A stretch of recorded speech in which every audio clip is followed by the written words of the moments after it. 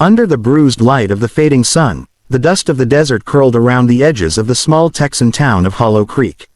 Evening stretched across the fields, painting everything gold, except for the figure dragging herself along the cracked dirt road. Her name was Mara, and she carried nothing but a torn shawl and the faint cries of her youngest daughter clutched in her trembling arms. Behind her, the shouts had already faded, the cruel laughter of men, her husband's voice echoing after the blows that left her half-broken. Mara didn't look back. She had learned that looking back only made the pain heavier. She just walked, her feet blistered, her spirit bleeding, her heart shivering with the thought that she had failed to give her husband a son, failed to give her daughters a safe home, failed herself.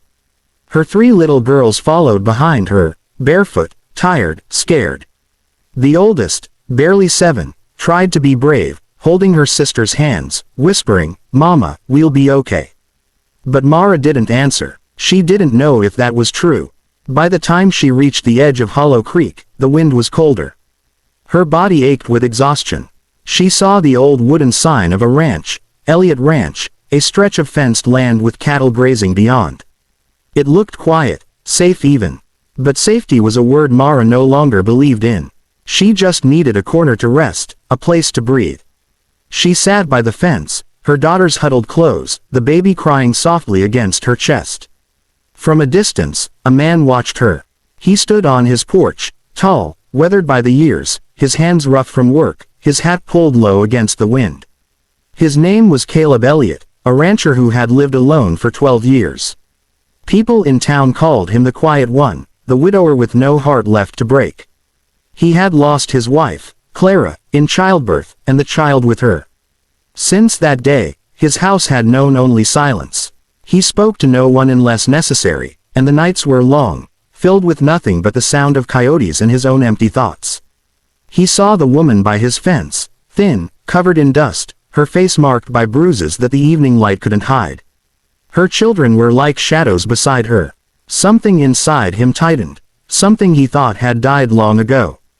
Caleb grabbed his coat and walked toward her, boots crunching over gravel. Mara tensed. She tried to get up, clutching her baby, but her legs failed her. "Ma'am," he said, his voice deep, steady. "You lost." Mara didn't meet his eyes. "No, sir. Just resting. We'll be gone soon." Caleb's gaze shifted to the children, 3 little girls, eyes wide, afraid but silent. He'd seen fear before, in the eyes of animals cornered, in the mirror of his own grief. But this was something else. This was human despair, raw and undeserved.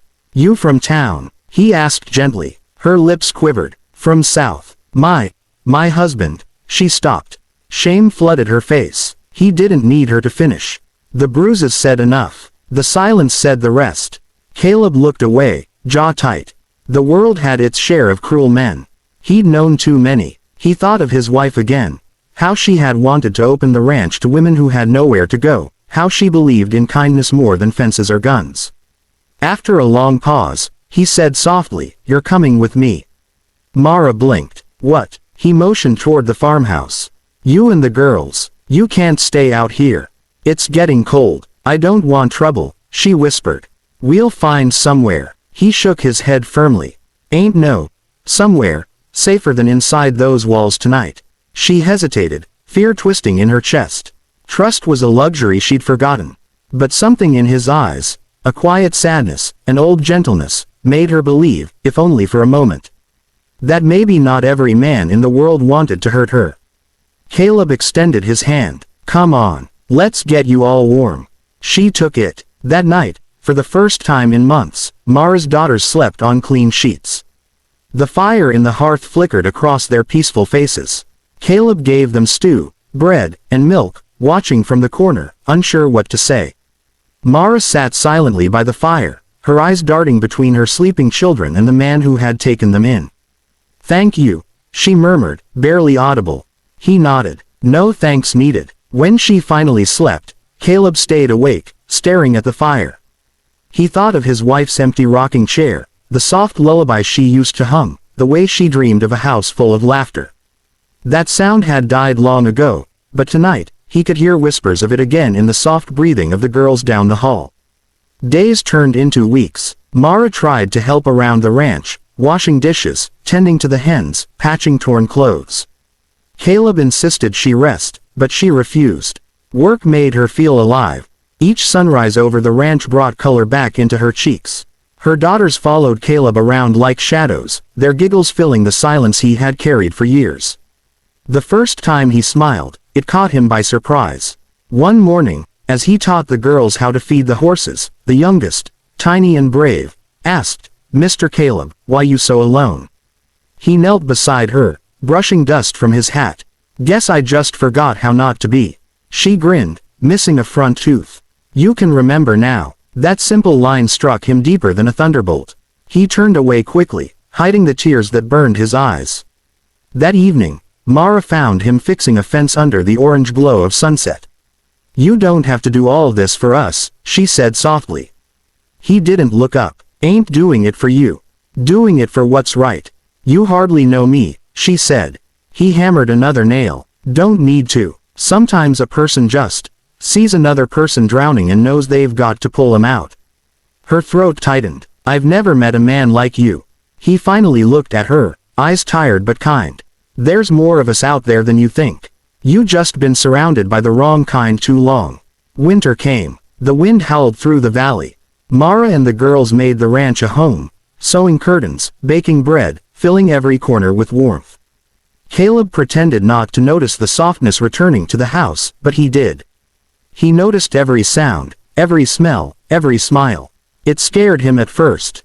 To feel again after so many years was like touching fire, painful, yet alive. But life has a way of testing even the kindest hearts. One bitter morning, Mara's husband rode into town. He had heard she was alive, living on another man's land. Rage twisted his face as he stormed into the saloon, shouting her name, saying she'd stolen his daughters.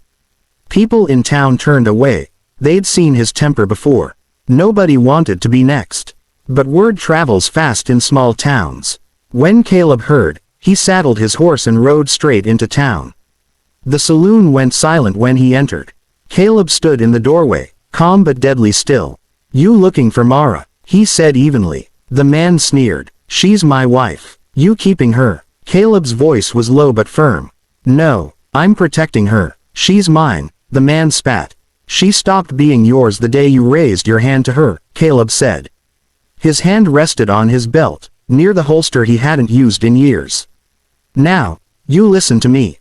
She ain't going back. Not today, not ever." The man laughed, but it was hollow. "You think you can stop me?" Caleb stepped forward until their boots nearly touched. "If you try to touch her again, you'll find out." There was a long silence. Then the husband's anger cracked beneath the weight of something stronger, fear. He looked into Caleb's eyes and saw no bluff there, only truth forged in loneliness and love.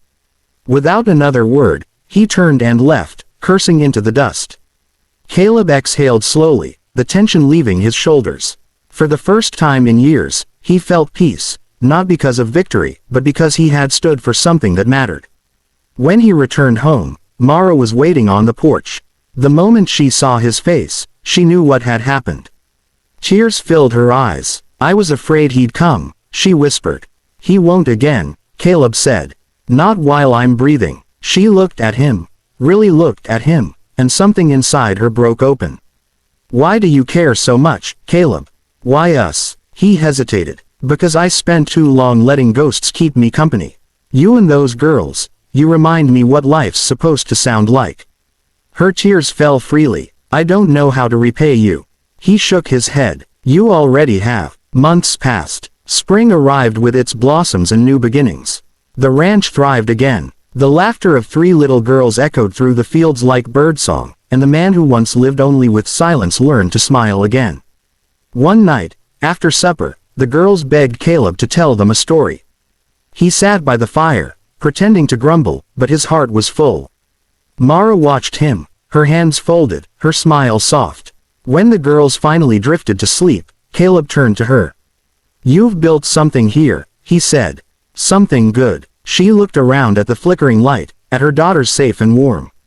"We built it," she corrected. The next morning, he saddled a horse and called to her from the porch. "Mara," he said, eyes crinkling with that quiet warmth she had come to trust. "You're coming with me." She frowned, confused. "Where?" He smiled. "Town. There's a little church there. The preacher owes me a favor." Her heart skipped. "Caleb." He took off his hat, holding it against his chest. "You don't owe me anything, but I'd sure like to build a life that belongs to all of us. Me, you, and those girls." For a moment, the world stood still. The wind brushed against her face, carrying the scent of wildflowers. She saw in his eyes everything she had prayed for: kindness, safety, love without demand. She nodded, tears spilling down her cheeks. "Then let's go." He reached for her hand, strong and steady. That afternoon, as they rode together through the open fields, the sun shone brighter than it had in years. The loneliness that once haunted Caleb's ranch was gone, replaced by laughter, warmth, and the quiet joy of a family reborn. And though no one in Hollow Creek ever said it aloud, everyone knew, the man who had lived alone and the woman who had been beaten for giving life had both found redemption in the same place: each other. The world outside their fence was still harsh, still cruel at times. But within those wooden rails, kindness ruled. And every night, when the stars spread across the sky, Mara would whisper to her daughters, "There are still good men in the world, my loves. One of them found us when we needed him most." Caleb would listen from the porch, heart full, eyes lifted to the heavens, silently thanking whatever mercy had led him down that road the day he saw her by his fence. Because sometimes, salvation doesn't come with thunder or miracles. Sometimes, it comes in a quiet voice saying, "You're coming with me." And those 4 words changed everything, turning brokenness into belonging, loneliness into love, and a forgotten ranch into a home where hearts could heal again.